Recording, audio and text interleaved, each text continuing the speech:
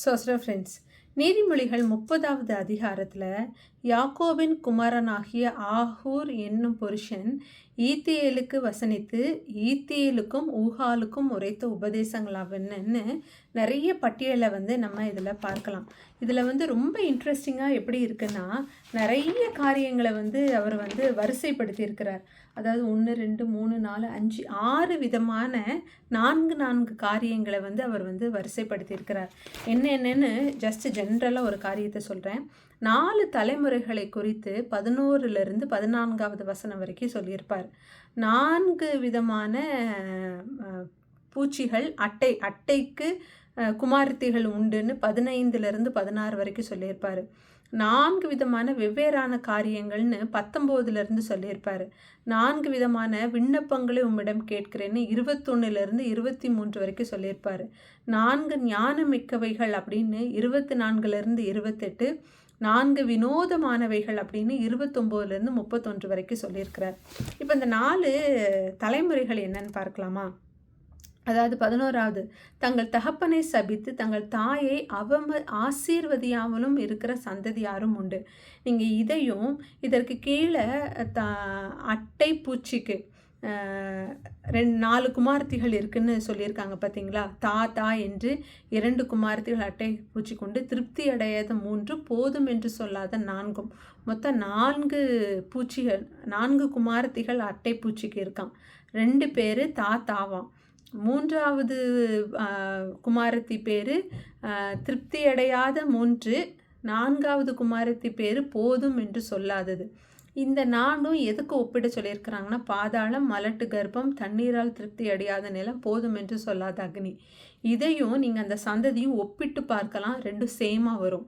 அதாவது 11வது வசனத்தில் தங்கள் தகப்பனை சபித்து தங்கள் தாயை ஆசீர்வதியாமலும் இருக்கிற சந்ததி உண்டுல்ல, தகப்பன் சொல்லியிருக்கிறாரு, தகப்பனும் தாயும் கனம் பண்ணாட்டி உன்னை ஆயுஸ் நாட்கள் நீடித்திருக்க தகப்பனும் தாயும் கனம் பண்ணுன்னு சொல்லியிருக்காருல. அப்படி பண்ணாதவங்க எப்படிப்பட்டவங்களுக்கு சமமானா பாதாளத்துக்கு சமம். நான் 11ஐயும் 16ஐயும் கம்பேர் பண்ணுறேன். நீதிமொழிகள் 30. நீங்கள் 12வது வசனம் பார்த்தீங்கன்னா, தாங்கள் அழுக்கற கழுவப்படாமல் இருந்தும் தங்கள் பார்வைக்கு சுத்தமாய் தோன்றுகிற, அதாவது தங்களுக்குள்ள இன்னும் நிறைய பாவங்கள் இருக்குது, but they feel they are so perfect. இவங்க யாருக்கு சமானம் அப்படின்னா, மலட்டு கர்ப்பம்னா மாம்ச பிரகாரமாக இல்லை, ஆவியில் அவங்க தான் பரிசுத்தவான், தான் ரட்சிக்கப்பட்டவன்னு சொல்லி கொண்டு ஆத்துமாக்களை ஆதாயப்படுத்தணும்னு விரும்புகிறவர்கள், ஆனால் அவர்களுக்கு தேவன் அதை கொடுக்காதபடி தடுத்து நிறுத்துகிறவர்கள். எதனால் அப்படின்னா, அவங்க சுத்தமாக இன்னும் கழுவப்படாததுனால அந்த ஒரு காரியம். அவங்க தங்களையே பரிசுத்தவான் சுய நீதியில் இன்னும் நிலை நிற்கிறதுனால அவர்களால் இன்னும் நிறைய ஆத்துமாக்களை தேவனுக்கு உகந்ததாக ஆதாயப்படுத்த முடியலைன்னு. 13, வேறொரு சந்ததி யாரும் உண்டு, அவர்கள் கண்கள் எத்தனை மேட்டிமையும் அவர்கள் இமைகள் எத்தனை நெருப்புமானவைகள். இதை யாருக்கு ஒப்பிடுக்காருன்னா, திருப்தி அடையாத நிலம்.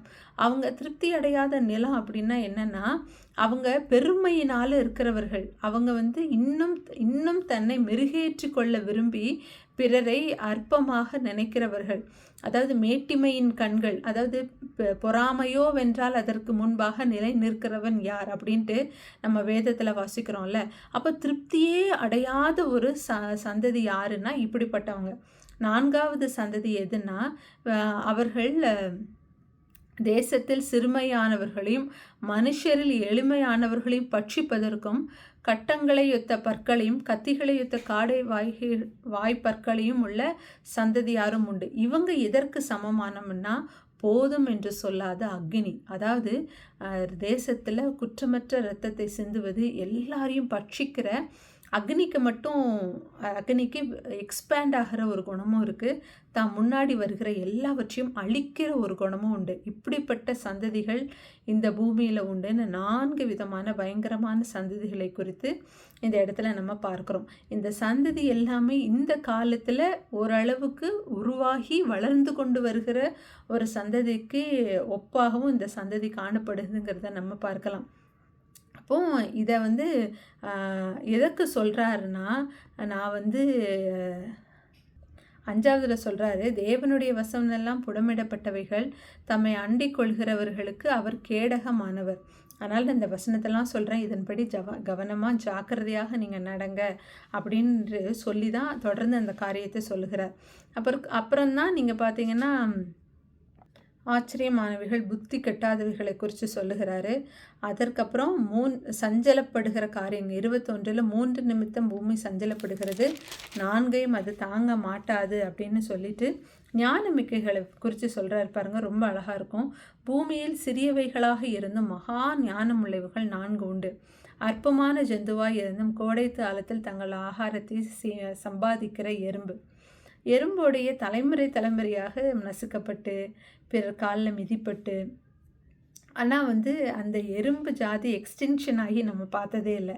பெரிய பெரிய விலங்குகளாக இருக்கிற விலங்குகள் கூட எக்ஸ்டென்ஷன் ஸ்டேஜுக்கு வந்துட்டு, அதாவது அழிந்து போன ஒரு விலங்குகள், அழியிற தருவாயில் இருக்கிற விலங்குகள்னால் அதற்கு பேர் இருக்குது.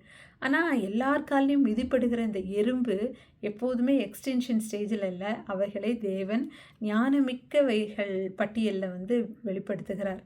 அற்பமான சத்துவமற்ற ஜந்துவாய் இருந்தும் தங்கள் வீட்டை கண்மனையின் மேலே தோண்டி வைக்கும் குழுமுசல்கள்.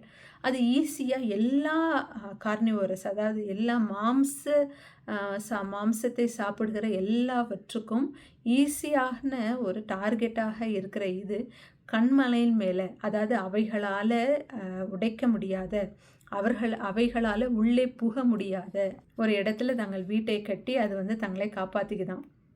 ராஜா இல்லாதிருந்தும் பவுஞ்சாய் புறப்படுகிற வெட்டுக்கிளி. இது நம்ம தான். நமக்கு ராஜா தாவாகி இயேசு கிறிஸ்து பரலோகத்தில் இருக்கிறார். நமக்கு அவர் ராஜாவாக பூமியில் இல்லை, அவர் நம்ம இருதய சிங்காசனத்தில் இருக்கிறார். ஆனால் பவுஞ்சாக புறப்பட்டு தேசம் எங்கிலும் போய் நம்ம நிறைய ஆத்மாக்களை ஆதாயப்படுத்துகிறோம். தன் கைகளினாலே வலையை பின்னி அரசர் மாளிகையில் இருக்கிற சிலந்தி பூச்சியுமே, அதாவது தன்னை விட பலம் மிக்க சத்துவமிக்கவர்கள் மத்தியில் தனக்கான ஒரு இடத்தை தக்க வைத்து கொள்ளுகிற ஒரு சிறியவர்களையும் இந்த இடத்துல 4 நபர்களை ஞானவான் அப்படின்ட்டு சொல்லுகிறார். இந்த 4மே தேவன் நமக்கென்று வைத்திருக்கிற சுதந்திரம். இதை கண்டிப்பாக நம்ம ஒவ்வொருவரும் சுதந்திரித்து கொள்ளணும். எத்தனை கிறிஸ்தவர்களை கொன்று போட்டாங்க, ஆனால் இன்றும் அழிந்து போகாத ஒரு ஜனமாக, தேவனால் தேர்ந்தெடுக்கப்பட்ட ஒரு ஜனமாக நாம் இருக்கிறோம் இல்லையா. இஸ்ரவேல் மேப்லேயே இல்லாமல் போச்சு, தேவன் மறுபடியும் அதை கொண்டு வந்தார் பார்த்தீங்களா. அப்போது இந்த அற்பமான ஜந்துவாக எண்ணப்பட்ட எறும்பை போல கர்த்தர் நம்மளையும் அவருக்குள்ளே வைத்திருக்கிறார். பிறரால் ஈஸியாக டார்கெட் பண்ணப்படுகிற ஒரு இடத்துல இருந்தாலும் நாம் கண்மனையின் மேலே தேவனுடைய உள்ளங்கையில் காக்கப்படுகிறவர்களாக இருக்கிறோம். ராஜா இல்லாதிருந்தும் நாம் இருதயத்தில் தேவன் நமக்கு கொடுத்த ஆத்ம பாரத்தினால புறப்பட்டு போய் அநேகருக்கு சுவிசேஷத்தை அறிவிக்கிறோம். தான் பலவீனனாக இருந்தாலும் பலமுள்ள ஒருத்தருக்கு கீழே தேவ ராஜ்யத்தை கட்டுகிற பணியிலையும் எல்லா காரியத்திலையும் ஒவ்வொரு ஆஃபீஸில், ஒவ்வொரு என்விரான்மெண்ட்லேயும், ஒவ்வொரு ஊர்லேயும், ஒவ்வொரு தேசத்துலேயும் தேவன் தனக்கானவர்களை வைத்திருக்கிறார் இல்லையா. இதை தொடர்ந்து வாசிங்க, இன்னும் ரொம்ப இன்ட்ரெஸ்டிங்காக நிறைய காரியத்தை தேவன் சொல்லி கொடுத்துருப்பாரு. வினோதமாய் அடியெடுத்து வடைக்கிற 3 உண்டு, வினோத நடையுள்ள 4 உண்டு, மிருகங்களில் சௌரியமானதும் ஒன்றுக்கும் பின்னடையாதுமான சிங்கம். இது என்னன்னா, இதுக்கு முன்பாக நமக்கு பலனே இல்லை, ஆனாலும் தேவன் நம்மளை எப்படி வைத்திருக்கிற ஞானம் உள்ளவைகளாக அப்படிங்கிறதுக்கு அது. இது என்னன்னா, நாம் ரொம்ப பலவான்கள், நாம் எப்படி நடந்துக்கணும், நாம் இருதயத்தில் எப்படிப்பட்ட சிந்தனை உள்ளவர்களாக இருக்கணுங்கிறத நமக்கு கற்றுக் கொடுக்கறது. நாம் சிங்கம் போல எதற்கும் பின்னோக்கக்கூடாது. பின்னோக்கி நான் ஒரு பாடல் இருக்கு பாருங்க, முன்னோக்கி சொல்லணும். போர்க்குதிரையும் வெள்ளாட்டுக்கடாவும் ஒருவதும் எதிர்க்கக்கூடாத ராஜாவும். எப்படி முன்னோக்கி போர்க்குதிரை, அதாவது அவ்வளவு ரத்தம், எல்லா பக்கமும் கூக்குரல், சண்டை, அதன் மத்தியிலும் முன்னேக்கி போகிறத மட்டும் அந்த போர்க்குதிரை விடவே செய்யாது.